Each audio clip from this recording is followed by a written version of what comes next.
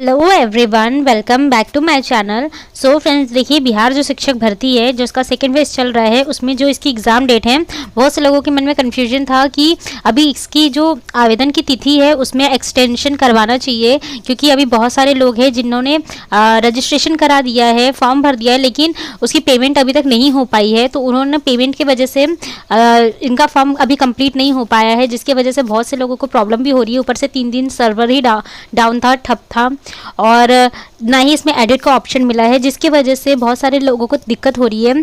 तो इन्होंने ये भी कह दिया कि जो इसकी डेट है वो एक्सटेंड नहीं होगी। तो इस वजह से कहा जा रहा है कि किसी भी तरह से इन्होंने एग्ज़ाम डेट को आगे नहीं बढ़ाने का निश्चय किया है, क्योंकि आपको पता है इसके बाद से अब ठंड शुरू हो जाएगी।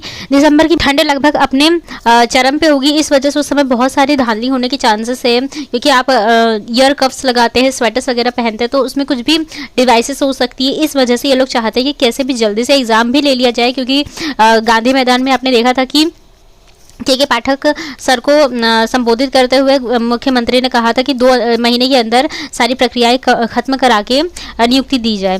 तो इस वजह से ये लोग एग्ज़ाम करवाने की जल्दी कर रहे हैं। इसलिए किसी भी अपीयरिंग एस्पिरेंट्स को मौका इसमें नहीं दिया जा रहा है, ना ही डीएलएड वाले को, ना ही बीएड वाले को, और ना ही सीटेट वालों को, किसी को भी मौका नहीं दिया जाने वाला है। तो इसलिए एग्ज़ाम डेट वहीं रहने वाली है आप लोगों की 7 से 10 के बीच में। और इसके साथ ही देखिए जो आदेश जारी हुआ है वो ये है कि इसमें आवेदकों की संख्या कितनी हुई है, अभी तक कितने फॉर्म भराए जा चुके हैं। और आपको पता है कि पीआरटी अब 25 तक आप लोगों को एक्सटेंडेड डेट दी गई है, जिसमें आप लोगों को 25 तारीख तक फॉर्म भरना होगा। तो इसमें फॉर्म डेट 25 से आगे ये लोग नहीं बढ़ाने वाले हैं, इन्होंने ये बात कह दी है। और जो पेमेंट डेट है वो भी 25 तक रहेगी। इसलिए अगर आप बहुत से लोगों की जिनके गलती हो रही है और उन्होंने अपने फॉर्म को कैंसिल करके दोबारा से भी रजिस्ट्रेशन किया है, जिसमें पैसे बहुत ज़्यादा बर्बाद हो रहे हैं। तो फ्रेंड्स, यही आपकी आज की अपडेट है। तो चलिए देख लेते हैं। यहाँ पर देखिए, इसमें जो मैंने आपको बताया कि कितने आवेदकों की संख्या है। तो देखिए, शिक्षक की एक सीट पर 5 दावेदार। आपको पता है जब केवीएस का एग्जाम हुआ तो उसमें एक सीट पर 3 दावेदार थे। तो सोचिए उससे कितनी ज़्यादा संख्या में इस बार फॉर्म भराए गए। और आपको ये भी पता है कि जो पीआरटी है 1 to 5 में, इसमें 9000 सीट भली है, लेकिन उसमें कई सारी है जो कि रिजर्व्ड है, एसटी एससी महिला कैंडिडेट्स और पीएच जो कैटेगरी है।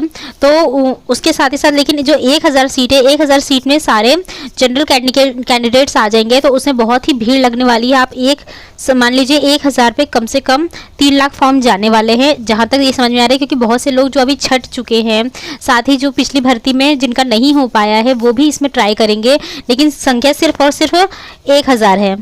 तो फ्रेंड्स, इसके बारे में बात कर रहे थे कि पंजीयन शुल्क व आवेदन की प्रक्रिया पूर्ण करने वाले ही परीक्षा में शामिल होंगे। जैसे मैंने आपको बताया, आपका आवेदन हो जाना चाहिए, उसकी आपकी पेमेंट भी हो जानी चाहिए। तो ये सारी कंप्लीट होने के बाद ही आप परीक्षा में शामिल हो पाएंगे, वरना आप लोगों को यहाँ से एग्ज़ाम नहीं दिया जाएगा।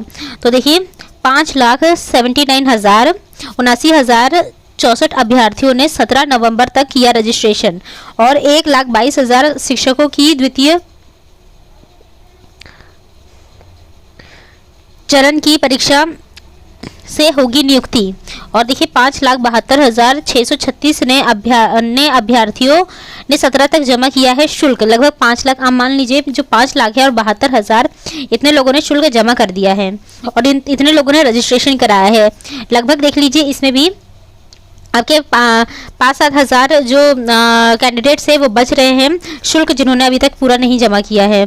और यहाँ पर देखिए, 7 से 10 दिसंबर तक होगी विभिन्न पालियों में आप लोगों की परीक्षाएं। मध्य माध्यमिक, उच्च माध्यमिक के लिए रजिस्ट्रेशन की तिथि हुई समाप्त। तो अब ये इतने में तो आप रजिस्ट्रेशन नहीं करा सकते हैं, लेकिन जो एक्सटेंडेड डेट है वो आपको 25 तारीख तक दी गई है। तो यहाँ पर देखिए, लोक सेवा आयोग बिहार की द्वितीय अध्यापक नियुक्ति की मध्य माध्यमिक और उच्च माध्यमिक विद्यालयों की परीक्षा में शामिल होने के लिए पंजीयन व शुल्क जमा की तिथि समाप्त हो चुकी है।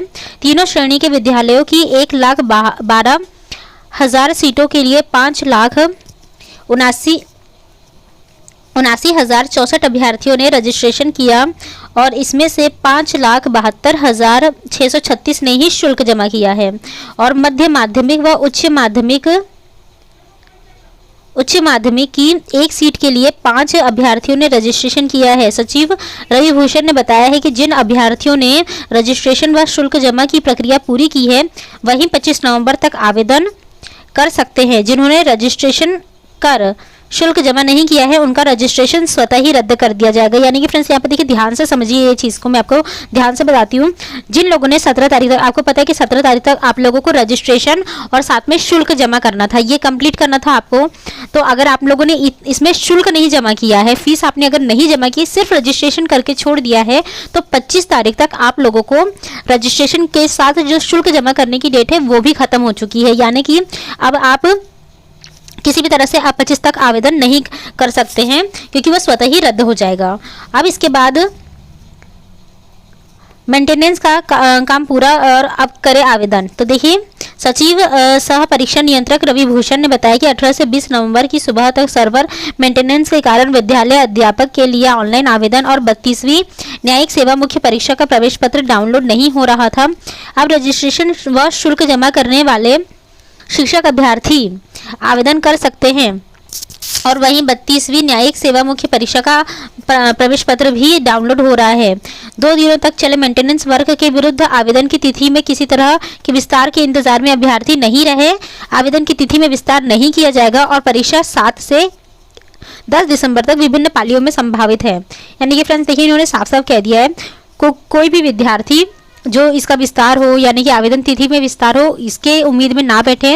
अब आपको लोगों का जो पीआरटी है, पीआरटी के लिए 5 ही दिन बचे हैं आज से लेकर, अब मान लीजिए 4 ही दिन है, तो पीआरटी में तो आप नए तरीके से रजिस्ट्रेशन कर सकते हैं, या फिर जो आप लोगों का ऑलरेडी आपने मध्य माध्यमिक और उच्च माध्यमिक में रजिस्ट्रेशन करा लिया है, तो उसमें जो भी आप लोगों का डैशबोर्ड है, उसकी यूज़र आईडी है और जो पासवर्ड है वो डाल के आप पीआरटी का भी उसमें जाकर आवेदन कर सकते हैं।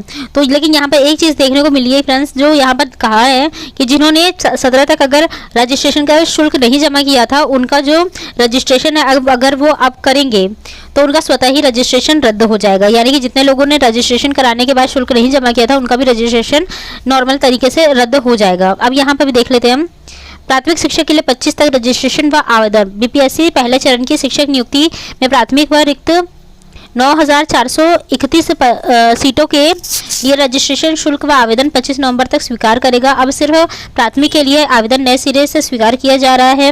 वैसे अभ्यर्थी जो पिछड़ा व अति पिछड़ा वर्ग कल्याण विभाग व अनुसूचित जाति व जनजाति कल्याण विभाग के अंतर्गत पूर्व में ऑनलाइन आवेदन की प्रक्रिया पूरी कर ली है, वह प्राथमिक के लिए आवेदन करना चाहता है, तो उनके द्वारा पूर्व में प्राप्त यूजर नेम और पासवर्ड से लॉगिन कर डैशबोर्ड पर उपलब्ध लिंक से इसकी प्रक्रिया को पूर्ण करेंगे।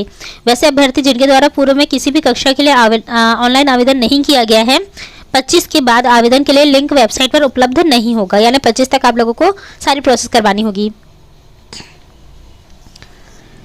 तो फ्रेंड्स देखा आपने, आप लोगों को एक सीट पर 5 दावेदार है और बहुत ही ज़्यादा टफ कंपटीशन होने वाला है। स्पेशली 6 to 8 में सबसे ज़्यादा कंपटीशन है, क्योंकि इसमें डीएलएड वाले भी और साथ ही साथ बीएड वाले भी इसमें कंपटीशन करेंगे। लेकिन इसमें देखिए बीएलएड वालों की भी संख्या बहुत सही होने वाली है, क्योंकि सिर्फ इसमें 1000 सीट है प्राइमरी में, तो वो लोग 6 to 8 में जाएंगे ही जाएंगे। तो इस तरह से कॉम्पिटिशन बहुत हाई होने वाला है।